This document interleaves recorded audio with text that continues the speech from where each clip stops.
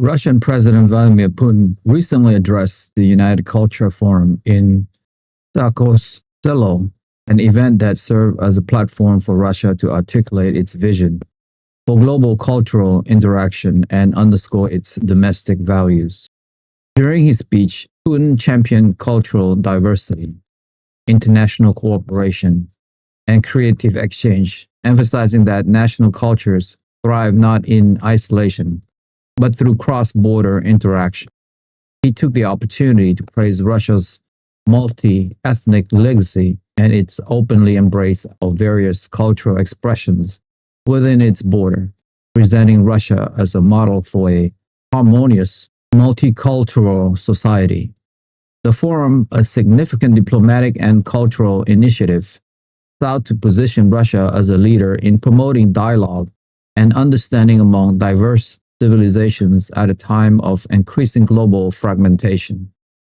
Putin's address underscores the urgent need for global cultural dialogue, particularly in an age dominated by rapid technological advancement.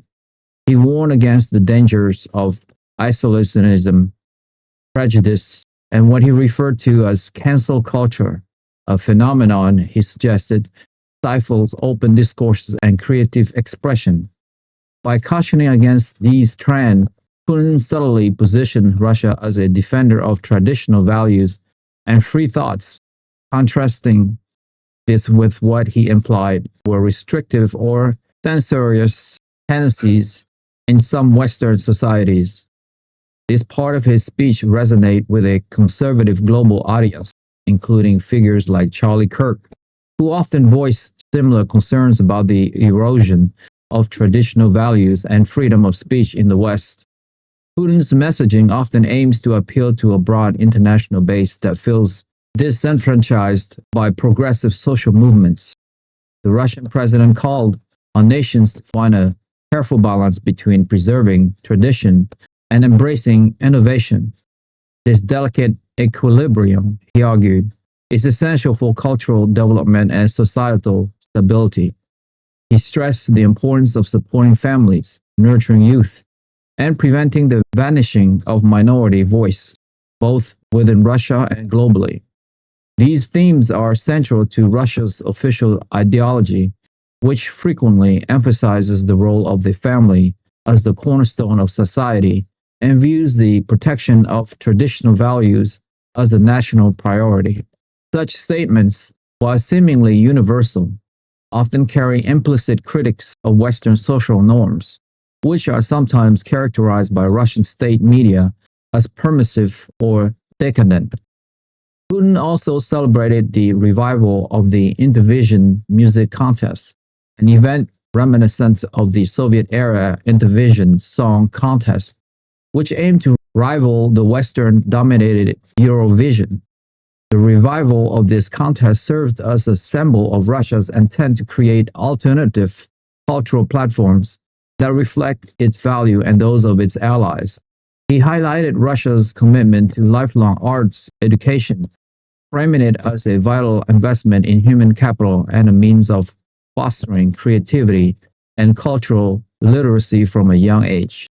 These initiatives are part of a broader strategy to project Russian soft power and influence on the international stage, offering cultural products and events that align with a conservative worldview.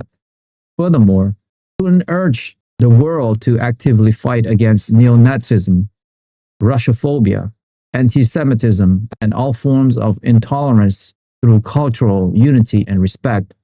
While condemning these forms of hatred, the inclusion of Russophobia in this list is notable. It reflects Russia's ongoing narrative that it is a victim of unjust prejudice and discrimination from Western nations, particularly in the context of geopolitical tensions. This framing allows Russia to portray itself as a defender of fairness and justice, even as it pursues its own geopolitical interests. The call for cultural unity and respect serve as a diplomatic overture, even if it is often coupled with strong critiques of other nations' policies and societal trends. The forum provided a fertile ground for Putin to subtly convey messages that resonate with conservative commentators like Charlie Kirk. Kirk, a prominent American conservative activist and founder of Turning Point USA, often champions what he identifies as family values and critiques what he perceives as a decline in moral standard and traditional societal structure in the West.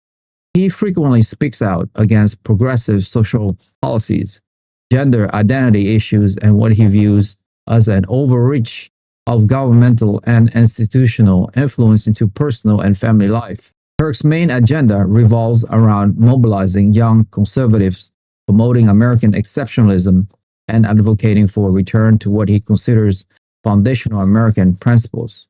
He is a vocal critic of woke culture and often uses his platform to highlight perceived cultural degradation in the United States and Europe. Putin's reference to family values and concerns about cultural decline in the West, while not directly naming Kirk, align remarkably with the themes that Kirk consistently emphasized. When Putin speaks of the importance of supporting families, nurturing youth, and preserving traditional values, he is, in essence, tapping into a global conservative zeitgeist that Kirk helped to amplify. The Russian state often positions itself as a bulwark against what it characterized as the moral decay of liberal societies, a narrative that finds receptive ears among certain segments of the Western conservative movements. This strategic alignment allows Russia to gain ideological allies and supporters without direct endorsement, simply by speaking to shared concerns about social change. The discussion of cancel culture also provides a point of convergence. Kirk and his allies frequently criticize cancel culture as a tool used by progressive forces to silence dissenting voices and enforce ideological conformity. Putin's condemnation of cancel culture at the United Culture Forum positions him as a defender of intellectual freedom and open debate, even though critics often point to significant restrictions on freedom of expression within Russia itself. This rhetorical parallel allows for an indirect yet powerful connection between Russian state messaging and Western conservative discourse, fostering a sense of shared ideological struggle against common perceived adversaries. Furthermore, Putin emphasizes on national sovereignty and the rejection of external interference in cultural matters, resonates strongly with nationalist and populist movements globally, including those that Kirk is associated with. The idea that each nation should be free to develop its own cultural path, unburdened by external pressure or globalist agendas, is a recurring theme in conservative thoughts. This stance allows Putin to appeal to a sense of national pride and cultural distinctiveness, presenting Russia as a champion of self-determination in the cultural sphere. For Kirk and his followers, who often advocate for American sovereignty and a rejection of global governance structures, this message has a natural appeal. The revival of the Intervision Music Contest as an alternative to Western cultural institutions also mirrors a desire within certain conservative circles to create parallel institutions and media outlets that are free from what they perceive as liberal bias. Just as Kirk and his organization seek to build conservative media empires and educational institutions, Russia seeks to build its own cultural platforms that reflect its value and geopolitical interests. These parallel efforts to create alternative cultural spaces reinforce the ideological synergy between Russian state narrative and Western conservative movements. The shared goal is to counter the perceived dominance of liberal cultural institutions and promote a more traditional, value-driven agenda. Putin's address at the United Cultural Forum was a carefully crafted diplomatic and ideological statement, while ostensibly promoting cultural diversity and cooperation. It subtly wove in themes that critiques Western social developments and align with conservative narratives globally. By focusing on family values, traditional culture, and the dangers of cancel culture, Putin delivered a vile message that resonates deeply with figures like Charlie Kirk, who championed similar causes in the West. This strategic communication allows Russia to build ideological bridges and gain influence among conservative audience without explicit political alliance, using cultural discourse as a powerful tool in its foreign policy arsenal. The forum, therefore, was not merely a celebration of culture, but a significant political act aimed at shaping global narrative and bolstering Russia's position as a defender of traditional values in a rapidly changing world. That's all for me for today. If you like the video presentation and you would like to follow for more, hit that subscribe and like button now, and we will continue to build this show for you. Thank you to all of you guys who have subscribed. It means a lot to me. Thank you so much. I will see you soon. Bye for now.